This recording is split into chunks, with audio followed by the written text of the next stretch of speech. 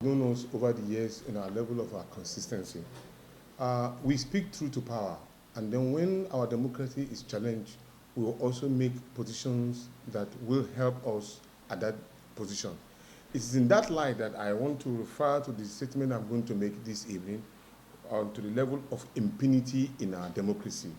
I tag the level of impunity in our democracy. We are all aware and abreast with the level of how people have been paying 100 million naira to run for election or presidency election, and at the same time dropping the presidential ambition and all, and nobody is saying anything about it with regard to even the people who have put it in that particular light.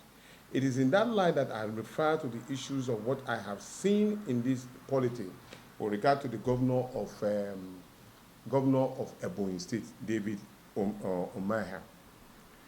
Of Ebonyi State. It's a classical case of what we call impunity in our democracy. With reference to the governor and one Honorable Francis Nwifuru, who is the Speaker of the State Assembly. Recently, the same Speaker has been anointed as the next governor of Ebonyi State. And this is how it is. Democracy is a game of numbers, we all know, and the collective will of the people to choose who they believe can lead them aright through free and fair elections. In our case, leaders play demigods. They decide for the people who will lead them with high level of impunity without remorse. As reported by the Viable TV visual attached, he was quoted as saying that he was the only person that can do anti-party activity. He is in APC as well as in PDP.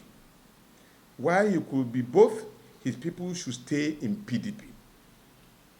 What becomes disturbing in this is that it gave birth to the anointing of the Speaker of the Ebonyi State Assembly, one Francis Nwifuru, as the next governor of Ebonyi State, under the flag of APC.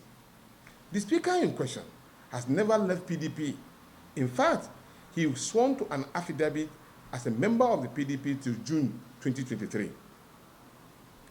In a suit number HB/31/2022 at the High Court of Abakaliki, as we speak, he is preparing his document to run under the APC as a governorship candidate while sitting as the Speaker of the State Assembly under the PDP. While it is the fundamental right of anyone to join any political parties of his choice, but it must be done within law and order, and then we have processes. The high level of impunity is unprecedented. This is another political nomadism in a classical dimension. He is enjoying the platform of PDP to climb onto the APC as a to run as a sitting governor. We as defenders of democracy cannot sit and watch while democracy is being plunged into the mud. We will challenge it. We will also call on the people of Ebonyi State to rise up to the challenge. It is my humble belief that President Muhammadu Buhari and Adamu Abdullahi, the current chairman of APC, will not allow thunder to strike them twice. Because if you remember the case of Zamfara State, where they still went to the same line and their election was annulled, and then today, it is only when this same person now has left the PDP and going to Zamfara, going to APC. What we are saying here is that democracy cannot be used as a way in which today you take a flash pan, tomorrow you take another pan because of your own interests, leaving the people in abject poverty and in danger, thereby plunging our democracy in danger. We are raising this alarm in defense of our democracy. To be forewarned is to be forearmed. And we are calling on INEC. The INEC should be very, very much on alert that this particular situation that is happening in Ebonyi State can be or is being replicated in other states, thereby making the other political parties look so stupid, while these people are having their cake and eating it at the same time. This is not democracy, and it must be rejected in all ramifications. I thank you very much for listening. God bless Nigeria. What it impacts on me is that it didn't give room for the other so-called small political parties. You used to call them small political parties. Remember, I was an IPAC chairman in 2015, and we swore that we would defend the interests of democracy.